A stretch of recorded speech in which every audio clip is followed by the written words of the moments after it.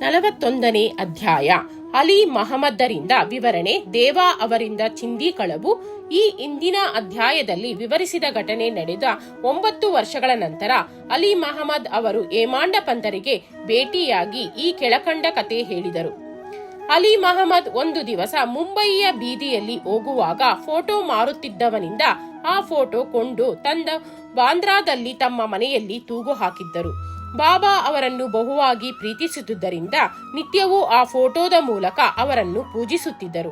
ಈ ಫೋಟೋ ಅವರು ಏಮಾಂಡ ಪಂಥರಿಗೆ ಕೊಡುವ 3 ತಿಂಗಳ ಮುಂಚೆ ಅವರು ಕಾಲು ಊದಿಕೊಂಡು ಬಹಳ ನರಳುತ್ತಿದ್ದರು. ಶಸ್ತ್ರಚಿಕಿತ್ಸೆಯ ನಂತರ ಅವರ ಭಾವ ಫೀರಾಭಾಯಿ ನೂರ್ ಮೊಹಮ್ಮದ್ ಅವರ ಮನೆಯಲ್ಲಿ ವಿಶ್ರಾಂತಿ ಪಡೆಯುತ್ತಿದ್ದರು. 3 ತಿಂಗಳ ಕಾಲ ಅವರ ಮನೆಯಲ್ಲಿ ಬಾಗಿಲಿಗೆ ಬೀಗ ಹಾಕಿತ್ತು. ಯಾರೂ ವಾಸವಿರಲಿಲ್ಲ. ಆ ಮನೆಯಲ್ಲಿ ಬಾಬಾ ಅಬ್ದುಲ್ ಅರಿಮಾನ್, ಮೌಲಾನಾ ಸಾಬಾ, ಮಹಮ್ಮದ್ ಹುಸೇನ್, ಸಾಯಿ ಬಾಬಾ ಮತ್ತು ತಾಜುದ್ದೀನ್ ಬಾಬಾ ಅಲ್ಲದೆ ಇದರ ಕೆಲವು ಸಂತರ ಫೋಟೋಗಳಿದ್ದವು. ಕಾಲಚಕ್ರದ ಸುಳಿ ಇವುಗಳನ್ನು ಸಹ ಬಿಡಲಿಲ್ಲ. ಆದರೆ ಬಾಬಾ ಅವರ ಫೋಟೋ ಹೇಗೆ ಪಾರಾಯಿತು ಎಂಬುದನ್ನು ಇಲ್ಲಿಯ ತನಕ ಯಾರೂ ವಿವರಿಸಿಲ್ಲ. ಅದು ಅವರ ಅಂತರ್ಯಾಮಿತ್ವ ಮತ್ತು ಸರ್ವಜ್ಞತ್ವವನ್ನು ಸೂಚಿಸುತ್ತದೆ. ಅವರು ಮಹಮ್ಮದ್ ಹುಸೇನ್ ತಾರಿಯಾ ಎಂಬುವರಿಂದ ಅಬ್ದುಲ್ ರಹಿಮಾನ್ ಅವರ ಫೋಟೋ ಪಡೆದಿದ್ದರು. ಅದನ್ನು ಅವರ ಭಾವನವರಿಗೆ ಕೊಟ್ಟರು. ನೂರ್ ಮೊಹಮ್ಮದ್ ಫೀರಾಭಾಯಿಯವರು ಅದನ್ನು ತಮ್ಮ ಮೇಜಿನ ಒಳಗೆ 8 ವರ್ಷಗಳ ಕಾಲ ಇಟ್ಟಿದ್ದರು. ಒಂದು ಸಾರಿ ಅವರು ಅದನ್ನು ನೋಡಿ ಛಾಯಾಗ್ರಾಹಕರಲ್ಲಿ ತೆಗೆದುಕೊಂಡು ಹೋಗಿ ಅದರ 100 ಪ್ರತಿಗಳನ್ನು ಮಾಡಿಸಿ ತಮ್ಮ ಬಂಧು ಬಳಗದವರೆಲ್ಲರಿಗೂ ಹಂಚಿದರು. ನೂರ್ ಮೊಹಮ್ಮದ್ ಸಂತ ಅಬ್ದುಲ್ ರಹಿಮಾನ್ ಅವರ ಶಿಷ್ಯರಾಗಿದ್ದರು. ಒಂದು ದಿನ ಅವರು ತಮ್ಮ ಗುರುಗಳಿಗೆ ಅದರ ಪ್ರತಿಯೊಂದನ್ನು ಕೊಡಲು ಹೋದಾಗ ಅವರು ಕೋಪಗೊಂಡು ಅವರನ್ನು ಹೊಡೆಯಲು ಬಂದರು. ಆಗ ನೂರ್ ಮೊಹಮ್ಮದ್ ಅವರಿಗೆ ಇಷ್ಟೊಂದು ಹಣ ಖರ್ಚು ಮಾಡಿ ಗುರುವಿನ ಕೋಪಕ್ಕೆ ಪಾತ್ರನಾದೆ ಎಂದು ವ್ಯಥೆಯಾಯಿತು. ಅವರು ಗುರುಗಳ ವಿಗ್ರಹ ಆರಾಧಕರಲ್ಲದಿದ್ದರಿಂದ ಅವುಗಳನ್ನು ಕೂಡಲೇ ಒಂದು ದೋಣಿಯಲ್ಲಿ ತೆಗೆದುಕೊಂಡು ಹೋಗಿ ನಡು ಸಮುದ್ರದಲ್ಲಿ ಮುಳುಗಿಸಿದರು. ತಮ್ಮ ಬಂಧು ಬಳಗ ಮತ್ತು ಶಿಷ್ಯರೆಲ್ಲರಿಂದಲೂ ಆ ಪ್ರತಿಗಳನ್ನು ತರಿಸಿ ಒಬ್ಬ ಮೀನುಗಾರನ ಕೈಗೆ ಕೊಟ್ಟು ಸಮುದ್ರದಲ್ಲಿ ಮುಳುಗಿಸಲು ಹೇಳಿದರು. ಆ ಸಮಯದಲ್ಲಿ ಆಲಿ ಮಹಮ್ಮದ್ ಅವರು ಭಾವನವರಾದ ನೂರ್ ಮೊಹಮ್ಮದ್ ಅವರ ಮನೆಯಲ್ಲಿದ್ದರು. ಆಲಿ ಮಹಮ್ಮದ್ ಎಲ್ಲಾ ಫೋಟೋಗಳನ್ನು ಒಗೆದು ಬಿಟ್ಟರೆ ಕಷ್ಟಗಳು ಪರಿಹಾರವಾಗುತ್ತವೆಂದು ಹೇಳಿ ತಮ್ಮ ಮ್ಯಾನೇಜರರನ್ನು ಕರೆಸಿ ಬಾಂದ್ರಾದಲ್ಲಿ ತಮ್ಮ ಮನೆಯಲ್ಲಿದ್ದ ಎಲ್ಲಾ ಫೋಟೋಗಳನ್ನು ಸಮುದ್ರದಲ್ಲಿ ಚೆಲ್ಲಿದರು. ಆದರೆ 2 ತಿಂಗಳ ನಂತರ ಆಲಿ ಮಹಮ್ಮದ್ ಅವರು ತಮ್ಮ ಮನೆಗೆ ಹಿಂತಿರುಗಿದಾಗ ಬಾಬಾ ಅವರ ಫೋಟೋ ಮಾತ್ರ ಉಳಿದಿದ್ದನ್ನು ಕಂಡು ಅಚ್ಚರಿಗೊಂಡರು.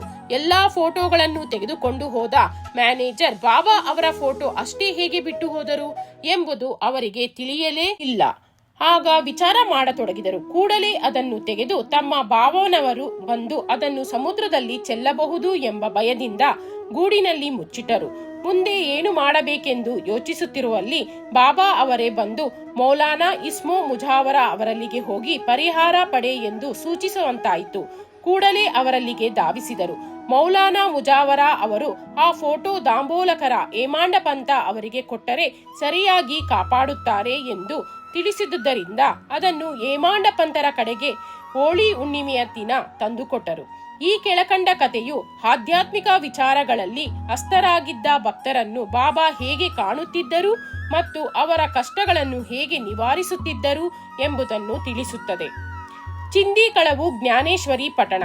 ಒಂದು ಸಾರಿ ಡಹಾಣುವಿನ ಮಾಮಲೆದಾರರಾದ ಬಾಳಾಸಾಹೇಬ ದೇವಾ ಅವರಿಗೆ ಇತರ ಧಾರ್ಮಿಕ ಗ್ರಂಥಗಳ ಜೊತೆಗೆ ಜ್ಞಾನೇಶ್ವರಿಯನ್ನು ಪಠಿಸಬೇಕೆಂದು ಎನಿಸಿತು. ಅವರಿಗೆ ಪ್ರತಿದಿನವೂ ಭಗವದ್ಗೀತೆಯ ಒಂದು ಭಾಗವನ್ನು ಮತ್ತು ಇತರ ಗ್ರಂಥಗಳ ಕೆಲವು ಭಾಗವನ್ನು ಓದಲು ಸಾಧ್ಯವಾಗಿತ್ತು. ಆದರೆ ಜ್ಞಾನೇಶ್ವರಿಯನ್ನು ಮುಟ್ಟಿದರೆ ಅನೇಕ ತೊಂದರೆಗಳು ಬಂದು ಅದನ್ನು ಓದಲಾಗುತ್ತಲೇ ಇರಲಿಲ್ಲ. 3 ತಿಂಗಳು ರಜಾ ಪಡೆದು ಶಿರಡಿಗೆ ಬಂದರು. ನಂತರ ತಮ್ಮ ಊರಿಗೆ ಹಿಂತಿರುಗಿದರು. ಆಗಲೂ ಜ್ಞಾನೇಶ್ವರಿಯನ್ನು ಓದುವುದಕ್ಕೆ ಅಡ್ಡಿ ಆತಂಕಗಳು ಒದಗಿ ಅವರನ್ನು ನಿರಾಶರನ್ನಾಗಿ ಮಾಡಿದವು. ಕೊನೆಗೆ ಅವರು ಬಾಬಾ ಅವರೇ ಆ ಪುಸ್ತಕವನ್ನು ಓದು ಎಂದು ಹೇಳುವ ತನಕ ಜ್ಞಾನೇಶ್ವರಿಯನ್ನು ಮುಟ್ಟುವುದಿಲ್ಲ ಎಂದು ದೃಢ ಸಂಕಲ್ಪ ಮಾಡಿದರು. ನಂತರ ಫೆಬ್ರವರಿ 1914ರಲ್ಲಿ ಕುಟುಂಬ ಸಮೇತ ಶಿರಡಿಗೆ ಬಂದರು. ಆಗ ಬಾಪು ಸಾಹೇಬ ಜೋಗ, ಏನು ಸ್ವಾಮಿ, ನೀವು ಪ್ರತಿದಿನ ಜ್ಞಾನೇಶ್ವರಿಯನ್ನು ಓದುತ್ತಿಲ್ಲವೇ ಎಂದು ದೇವಾ ಅವರಿಗೆ ಕೇಳಿದರು. ಜ್ಞಾನೇಶ್ವರಿ ಓದಲು ನನಗೆ ಬಹಳ ಇಷ್ಟ, ಆದರೆ ಇನ್ನೂವರೆಗೆ ಅದು ಸಾಧ್ಯವಾಗಿಲ್ಲ. ಅದನ್ನು ಓದಲು ಬಾಬಾ ನನಗೆ ಅನುಮತಿ ಕೊಟ್ಟ ನಂತರ ನಾನು ಓದುತ್ತೇನೆ ಎಂದು ದೇವ ಉತ್ತರ ಕೊಟ್ಟರು. ಆಗ ಜೋಗ ಅವರು ಒಂದು ಜ್ಞಾನೇಶ್ವರಿ ಗ್ರಂಥವನ್ನು ತಂದು ಬಾಬಾ ಅವರಿಗೆ ಕೊಡಿ, ಅದನ್ನು ಬಾಬಾ ತಿರುಗಿ ಕೊಟ್ಟ ನಂತರ ಅದನ್ನು ಓದಲು ಪ್ರಾರಂಭಿಸಿ ಎಂದು ದೇವಾ ಅವರಿಗೆ ಉಪಾಯ ಸೂಚಿಸಿದರು. ಆದರೆ ಬಾಬಾ ನನಗೆ ಸ್ಪಷ್ಟವಾಗಿ ಓದು ಎಂದು ಹೇಳದ ವಿನಃ ನಾನು ಯಾವುದೇ ಉಪಾಯವನ್ನು ಮಾಡುವುದಿಲ್ಲ ಎಂದು ಹೇಳಿ ಬಾಬಾ ಅವರನ್ನು ನಂಬಿ ದೇವಾ ಸದ್ಭಕ್ತಿಯಿಂದ ಇದ್ದರು. ನಂತರ ದೇವಾ ಅವರು ಬಾಬಾ ಅವರ ದರ್ಶನ ತೆಗೆದುಕೊಂಡು ನಮಸ್ಕಾರ ಮಾಡಿ 1 ರೂಪಾಯಿ ದಕ್ಷಿಣೆ ಕೊಟ್ಟರು. ಬಾಬಾ ಅವರು 20 ರೂಪಾಯಿಗಳನ್ನು ಕೇಳಿದರು, ಅದನ್ನೂ ಕೊಟ್ಟರು. ನಂತರ ಆ ರಾತ್ರಿ ಬಾಲಕರಾಮ ಅವರನ್ನು ಸಂಧಿಸಿ ಕುತೂಹಲದಿಂದ ಅವರು ಹೇಗೆ ಬಾಬಾ ಅವರ ಅನುಗ್ರಹವನ್ನು ಸಂಪಾದಿಸಿದರೆಂದು ಕೇಳಲು ಅವರು ಮರುದಿನ ಆರತಿ ನಂತರ ಎಲ್ಲವನ್ನೂ ವಿವರವಾಗಿ ತಿಳಿಸುವೆನೆಂದರು. ಮರುದಿನ ದೇವಾ ಪುನಃ ಬಾಬಾ ಅವರ ದರ್ಶನಕ್ಕೆ ಹೋದಾಗ ಅವರು 20 ರೂಪಾಯಿಗಳ ದಕ್ಷಿಣೆ ಕೇಳಿದರು. ದೇವಾ ಅವರು ಮನಪೂರ್ವಕವಾಗಿ ದಕ್ಷಿಣೆ ಕೊಟ್ಟರು. ಮಸೀದಿಯಲ್ಲಿ ಬಹಳ ಜನ ನೆರೆದಿದ್ದುದರಿಂದ ದೇವಾ ಅವರು ಒಂದು ಕಡೆ ಕುಳಿತರು. ಬಾಬಾ ಅವರು ಅವರನ್ನು ಹತ್ತಿರ ಕರೆದು ಶಾಂತರಾಗಿ ಸುಮ್ಮನೆ ಕುಳಿತಿರಲು ಹೇಳಿದರು. ಅದರಂತೆ ದೇವಾ ಅವರು ನಡೆದುಕೊಂಡರು. ಆರತಿಯಾದ ನಂತರ ಎಲ್ಲರೂ ಹೊರಟರು. ನಂತರ ದೇವಾ ಅವರು ಪುನಃ ಬಾಲಕರಾಮ ಅವರನ್ನು ಸಂಧಿಸಿ ಪುನಃ ವಿಚಾರ ಮಾಡಿದರು. ಬಾಲಕರಾಮ ಉತ್ತರ ಕೊಡಲು ಶುರು ಮಾಡುವಷ್ಟರಲ್ಲಿ ಬಾಬಾ ಅವರು ಸೇವಕ ಚಂದ್ರನನ್ನು ಕಳುಹಿಸಿ ದೇವಾ ಅವರನ್ನು ಬರಮಾಡಿಕೊಂಡರು. ಆಗ ಬಾಬಾ ಅವರು ಯಾವ ವಿಚಾರ ಚರ್ಚಿಸುತ್ತಿದ್ದಿ ಎಂದು ಕೇಳಲು ಬಾಲಕರಾಮನೊಡನೆ ಮಾತನಾಡುತ್ತಿದ್ದು ತಮ್ಮ ಕೀರ್ತಿಯನ್ನು ಕೇಳುತ್ತಿದ್ದೆ ಎಂದರು. ಬಾಬಾ ಅವರು ಪುನಃ 25 ರು ದಕ್ಷಿಣೆ ಕೇಳಿದರು, ಅದನ್ನು ದೇವಾ ಕೊಟ್ಟರು.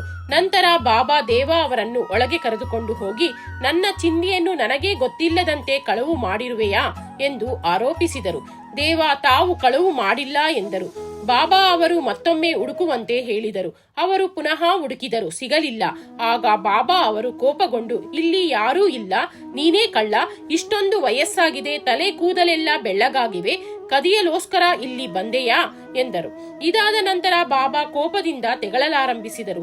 ಸುಮಾರು 1 ಗಂಟೆಯ ನಂತರ ಅವರು ದೇವಾ ಅವರನ್ನು ವಾಡಕ್ಕೆ ಹೋಗಲು ಹೇಳಿದರು. ಅವರು ವಾಡಕ್ಕೆ ಹಿಂತಿರುಗಿ ನಡೆದ ಎಲ್ಲಾ ಸಂಗತಿಯನ್ನು ಜೋಗ ಮತ್ತು ಬಾಲಕರಾಮ ಅವರಿಗೆ ತಿಳಿಸಿದರು.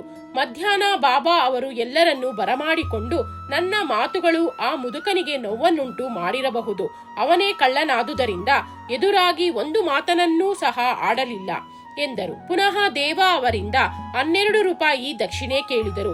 ದೇವಾ ಅವರು ದಕ್ಷಿಣೆ ಬೇರೆಯವರ ಕಡೆಯಿಂದ ಸಂಗ್ರಹಿಸಿಕೊಟ್ಟರು. ನಮಸ್ಕಾರ ಮಾಡಿ ಅವರು ಮುಂದೆ ಕುಳಿತರು. ಆಗ ಅವರು ನೀನು ಈಗ ಏನು ಮಾಡುತ್ತಿದ್ದಿ ಎಂದು ಕೇಳಲು ದೇವಾ ಅವರು ಏನೂ ಇಲ್ಲ ಎಂದು ಉತ್ತರವಿತ್ತರು. ಆಗ ಬಾಬಾ ಅವರು ವಾಡಾದಲ್ಲಿ ಕುಳಿತು ಇಂದಿನಿಂದ ಪ್ರತಿನಿತ್ಯವೂ ಜ್ಞಾನೇಶ್ವರಿಯನ್ನು ಪಠಿಸುವಾಗ ಭಕ್ತಿ ಮತ್ತು ಶ್ರದ್ಧೆಯಿಂದ ಅದರ ಅರ್ಥವನ್ನು ಬೇರೆಯವರಿಗೆ ಹೇಳು.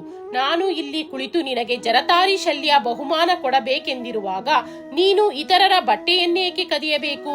ಈ ಚೋರತನಬೇಕೆ ಎಂದರು. ಇದನ್ನು ಕೇಳಿದ ದೇವ ಪರಮಾನಂದದಿಂದ ಬಾಬಾ ಅವರಿಗೆ ಸಾಷ್ಟಾಂಗ ನಮಸ್ಕಾರ ಮಾಡಿ ನನ್ನನ್ನು ನಿಮ್ಮ ಮಗನೆಂದು ಭಾವಿಸಿ ಜ್ಞಾನೇಶ್ವರಿ ಪಟ್ಟಣದಲ್ಲಿ ನೆರವಾಗಬೇಕು ಎಂದು ಬೇಡಿದರು. ಆಗ ಅವರಿಗೆ ಬಾಬಾ ಅವರು ಹೇಳಿದ ಚಿಂದಿ ಕಳ್ಳತನ ಎಂಬುದರ ಅರ್ಥವಾಯಿತು. ಬಾಲಕರಾಮ ಅವರಲ್ಲಿ ದೇವ ವಿಚಾರಿಸುವುದೇ ಚಿಂದಿ ಕಳವು. ಬಾಬಾ ಅವರಿಗೆ ಈ ನಡತೆ ಇಡಿಸಲಿಲ್ಲ.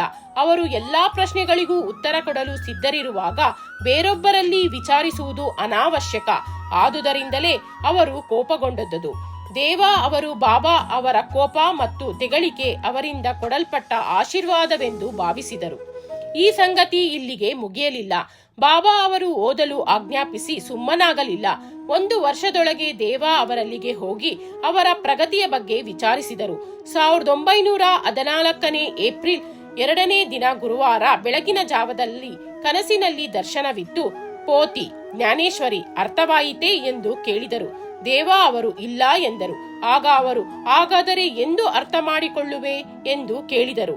ದೇವಾ ಅವರು ಅಳುತ್ತಾ ನಿಮ್ಮ ಅನುಗ್ರಹವಿಲ್ಲದೆ ಯಾವುದೂ ಸಾಧ್ಯವಾಗುವುದಿಲ್ಲ, ಇದು ಸತ್ಯ ಎಂದರು.